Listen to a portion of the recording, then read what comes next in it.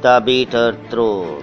Americans' terrible defeat in Afghanistan. First time in international media. The bitter truth. Bismillah ar-Rahman ar-Rahim. In the name of Allah, the Gracious, the Merciful. The US is threatening Pakistan for a long time. Why is it threatening? Actually, it is a long story. The US establishment, means Pentagon, does not tell this bitter truth to their own nation.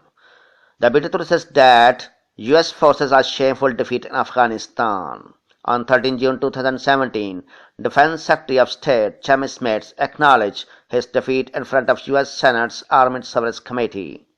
That America is suffering from the defeat of the Taliban in Afghanistan.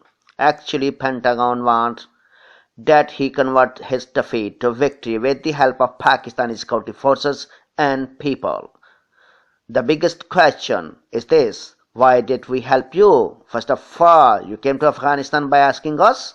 Second thing, no Afghan was involved in the incident of 9/11. The third one, the entire history of the US establishment is eyewitness. They had to face defeat wherever they committed naked aggression around the world.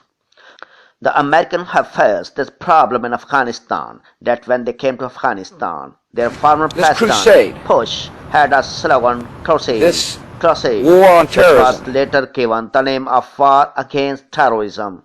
In fact, it was a war against Islam and its followers, and was the clash of civilizations, as well as bloody wars were started against the entire Islamic world.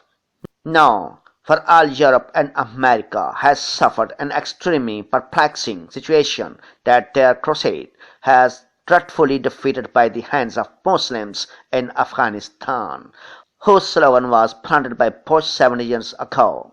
The mastermind of this crusade slogan were extremist Zionists. In fact, by giving a slogan of the crusade, they have given the clear message to the Islamic Ummah that these are ideological wars. Now the problem is that defeatness of the Americans and the Zionist crusade war is occurred by the hands of Muslims in Afghanistan. In fact, it is a very great news for the Islamic Ummah that crusade has been defeated after a long period by the Muslims. That's why anti-Islam power are in sour suppression. In fact, it is the cause of their fear for which they threaten Pakistan. Now, the US establishment Pentagon has become astonished that extremist Zionists will never tell this bitter truth to the American people. Because if they tell this bitter truth to their nation, then what will happen? And US will be divided into several pieces and will become a part of past history, which we will tell our children in stories that America was also a country. Actually, this is the fear and the real cause of their threat. Now, Pentagon wants that they won this lost war with the help of Pakistani security forces and Pakistani people. But not impossible, because America is not now superpower. I think superpower is so far away, he has no longer been able to power.